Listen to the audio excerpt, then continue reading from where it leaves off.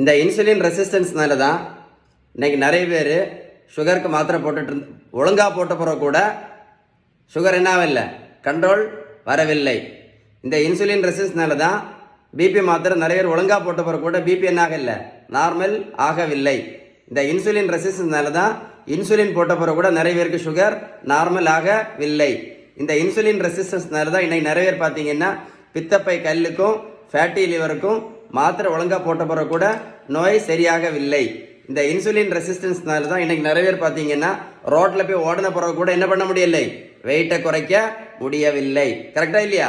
மருத்துவத்துள்ள standard புத்தகம் Harrison, அந்த புத்தகம் என்ன சொல்லுது அப்படின்னா, இன்சுலின் ரெசிஸ்டன்ஸை முழுமையாக சரி பண்ணணும்னா, எப்படி கொஞ்சம் சரி பண்ணதில்லை, முழுமையாக சரி பண்ணணும்னா ஒரே ஒரு ட்ரீட்மெண்ட், பேலன்ஸ்டு டயட். புரிஞ்சிருக்கேன்னு நினைக்கிறேன். வாழ்க்கையை வேஸ்ட் பண்ணாதுங்க, இல்லைன்னா வாழ்க்கை முழுவதும் நீங்கள் தேவையில்லாமல் மாத்திரை தான் போட்டுகிட்டே இருக்கணும். எந்த நோயும் என்னைக்கும் கண்டிப்பாக சரியாகாது அப்படின்னு யார் சொன்னால், மருத்துவத்துள்ள ஸ்டாண்டர்ட் புத்தகம் ஹாரிசன். இந்த வீடியோ சேவ் பண்ணி வைங்க, ஒரு கூட போட்டு கேளுங்க. பேலன்ஸ் டயட்டை பற்றி ஏதாவது சந்தேகம் இருந்தால் கண்டிப்பாக இந்த நம்பரில் கால் பண்ணி பேசுங்க. வீடியோ சேவ் பண்ணி வைங்க, உங்கள் ஃப்ரெண்ட்ஸுக்கு ஷேர் பண்ணி கொடுங்க.